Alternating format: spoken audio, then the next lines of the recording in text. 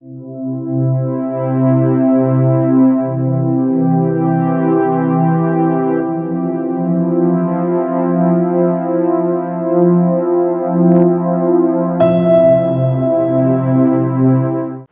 champions, what's up with you? Thank you so much for tuning back into my channel. That is #Vinay and I'm your personal auxiliary Vinay Panekar. Tuning up back with another important video. इस video में मैं आपको बताने वाला हूँ science 1 जैसा science 2 का paper आपको किस तरीके से आपको इजीली लिखना है, किस तरीके से अपने बेटर मार्क्स को स्कोर करना है, एंड उसी के साथ में मैं आपको बताने वाला हूँ कि ऐसी कौन से मिस्टेक्स है जो आपको अवॉइड करना है साइंस 2 के पेपर में, और किस तरीके से आपको मार्क्स को इंक्रीज करने के लिए मैं टिप्स एंड ट्रिक्स देने वाला हूँ जिससे आपके मार्क्स डबल भी हो जाएंगे।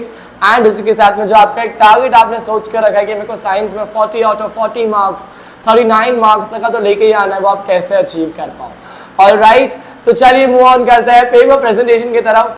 ये बात ध्यान रखना है आपको कि आपने फर्स्ट पेज में आपका सारा इन्फॉर्मेशन डिटेल तरीके से भर दिया है, सेंटर नंबर लिख दिया आपने, आपका हॉल टिकट नंबर, और उसी के साथ में हॉल टिकट नंबर वर्ड्स में लिख के साइन करके आप लिखते हो नीचे सब्जेक्ट में science and technology. Alright, paper में आप लिखते हो पेपर 2, डेट उस दिन का लिखना है आपको, और लैंग्वेज ऑफ आंसर आपका इंग्लिश मीडियम में होता है, आप इंग्लिश लिखोगे। यहाँ पर हम लोग मूव ऑन करते हैं क्वेश्चन नंबर 1 में। क्वेश्चन नंबर 1A क्या है, चलिए देखते हैं। क्वेश्चन नंबर 1A हमारा MCQ रहने वाला है।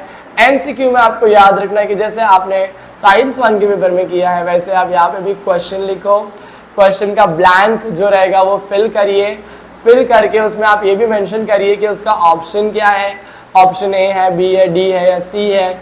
ऑलराइट, ऑप्शन के साथ आंसर लिख के आराम से उसको डबल पेंसिल से सिंगल पेंसिल से डबल अंडरलाइनिंग करना।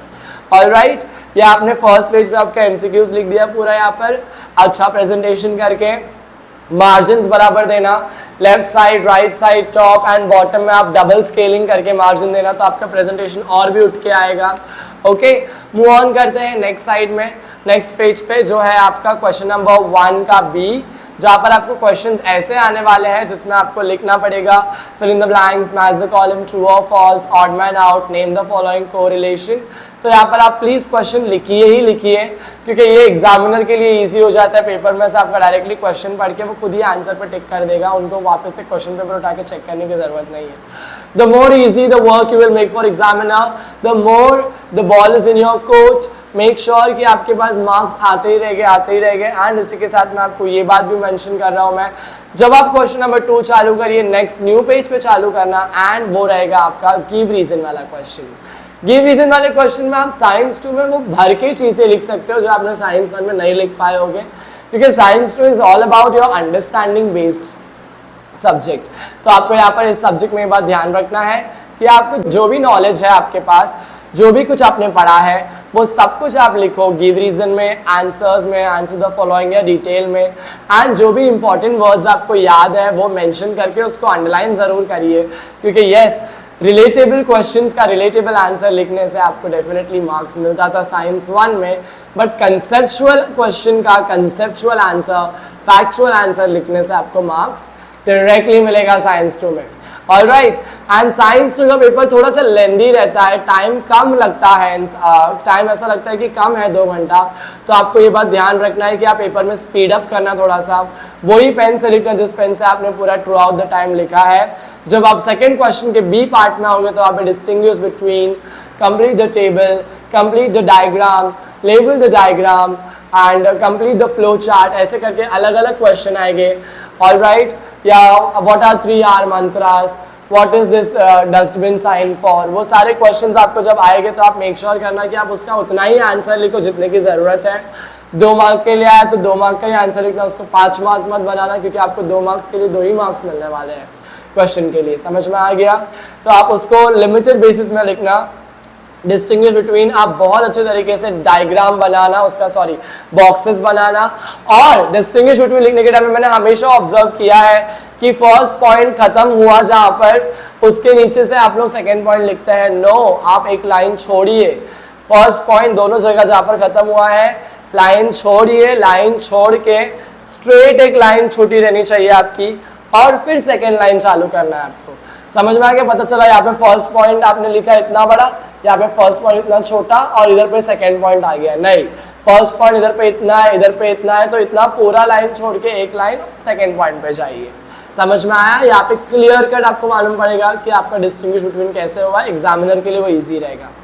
And when we move on to the very next thing, that is how to write down complete the table. Complete the table में आपको क्वेश्चन लिखना है। कंप्लीट द टेबल में अगर आप क्वेश्चन ही नहीं लिखोगे तो आपको एग्जामिनर के लिए डिफिकल्टी हो जाएगी उसको चेक करने के लिए, तो आप थोड़ा सा उन लोग के लिए भी फैसिलिटेट कर देना काम को। ऑलराइट,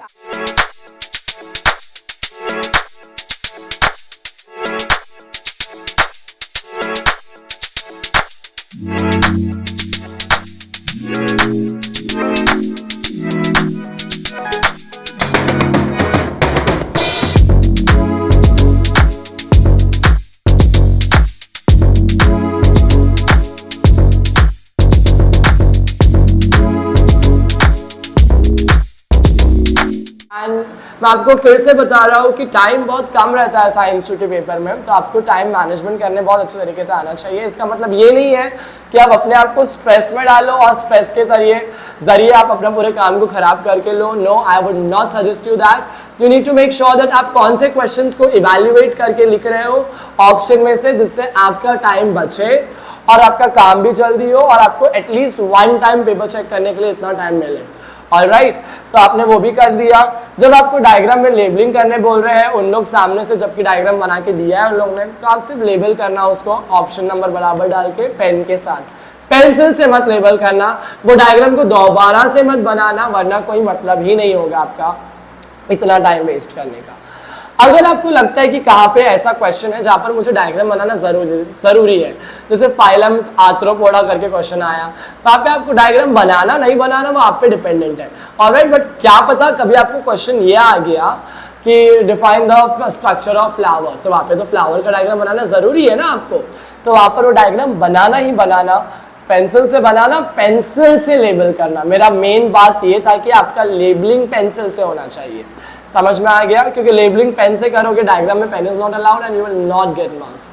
ये हर सब्जेक्ट में आपने तो याद रखा ही रहेगा कि डायग्राम में pen is not allowed. Alright, next move on करते हैं इंपॉर्टेंट पॉइंट की तरफ, जो है अगर आपको कोई क्वेश्चन ऐसे आते जिसके ऊपर पिक्चर बनी हुई है तो आपको डायरेक्टली पिक्चर नहीं बना के आंसर लिखना है। क्योंकि मैंने ये भी देखा है कि लोग बंगाल टाइगर या वो lion, which lion man, that lion monkey, ऐसा कुछ वो डायग्राम का लास्ट टाइम क्वेश्चन आया था, लोगों ने उसका लायन मंकी का फेस भी बना के आया था। Why the hell do you need to draw that face when it's not even asked to you? You just need to write down the answer of it, right? So you need to make sure that you are not at all doing all that, junk head wala thing, and you write down the paper in a very calm and easy manner without listing down any stupidity stuff inside your paper. Is it clear to you guys? Next, when we move on to the very important thing, that is how to write down your detailed answer, that is question number 5. You need to make sure that question number 4 or 5, which one is detailed? Yeah, 4th one. तो यहाँ पर आपको question बन के आ सकते हैं एकदम easy तरीके से। या तो आपको एक्टिविटी बेस्ड क्वेश्चन आ सकता है फर्स्ट पॉइंट, या तो आपको क्वेश्चन ऐसा आ सकता है जहाँ पर आपको डिटेल आंसर लिखना हो, बड़ा सा एकदम 1 पेज या 2 पेज का, एंड आपको वो भी आ सकता है। तो आपको मेक श्योर करने का कि दोनों चीज में से आपको जो इजी लगता है आप उसको सेलेक्ट करिए। अगर आपको एक्टिविटी छोटी लग रही पर आपको नहीं आता तो मत करिए, वो आपको डिटेल अच्छे से आता है वो करिए, क्योंकि आपको लगता है कि वहाँ पर आपका मार्क्स मिलने के चांसेस ज़्यादा है। समझ में आया आपको? ये बात आपने दिमाग में आपके रख दी है। अब मैं आपको last final and foremost thing बताना चाहता हूँ कि आपको क्या करना है और किस तरीके से करना है आपके पेपर के अंदर।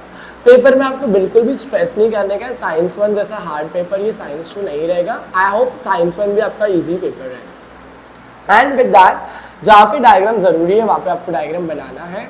आपको कटिंग कैंसिलेशन नहीं करना है। कटिंग कैंसिलेशन हो जाता है तो एग्जामिनर को बुला के पूछे कि मुझे साइन लेना ज़रूरी है क्या यहाँ पे, एंड आप वहाँ पे कटिंग कर सकते हो। ऑलराइट, और सिंगल कटिंग करना है, ऐसा गज गज गज गज करके उसको एक वहाँ पे वो पॉटी स्पेस में बना देना वहाँ पर। एंड अपार्ट फ्रॉम दैट, आप जो भी एक्टिविटी कर रहे हो उसको बॉक्स में ज़रूर डालना, क्योंकि बॉक्स में डालोगे तभी उसका मतलब ज़्यादा खिल के आएगा। Is it clear? I hope the video is very much clear to you till this level. And also with that, I would like to tell you कि अगर आपने मेरे चैनल को सब्सक्राइब नहीं किया है प्लीज़ करिए, क्योंकि मैं सारे इंपॉर्टेंट वीडियो सारे सब कुछ यहीं पे डालने वाला हूँ। लास्ट ईयर हम लोगों ने बहुत सारा यहाँ पर वीडियोस बना के चैनल पे डाला था, जिससे लोगों को बहुत हेल्प हुई है। आई रियली होप कि आपकी भी हेल्प हो। एंड मैं रिक्वेस्ट करूँगा आपको कि आप अपना बेस्ट देना, उसी के साथ में अपना बेस्ट करना एंड चैनल को लाइक, वीडियो को लाइक करना एंड चैनल को सब्सक्राइब करना। और आप दूसरों की मदद करोगे तो ऊपर वाला आपकी मदद करेगा, राइट। तो अगर आपको लगता है कि आपका कोई भी फ्रेंड या आपका कोई भी ग्रुप ऐसा है जिसमें आप ये वीडियो भेज सकते हो और उनकी हेल्प कर सकते हो, तो प्लीज़ उनको डेफिनेटली हेल्प करना। Alright, to help others is to help God. Thank you very much. God only helps to those who help others. Again, I wish you all the very best. Until we meet for the very next time, keep hustling harder. Thank you. Bye.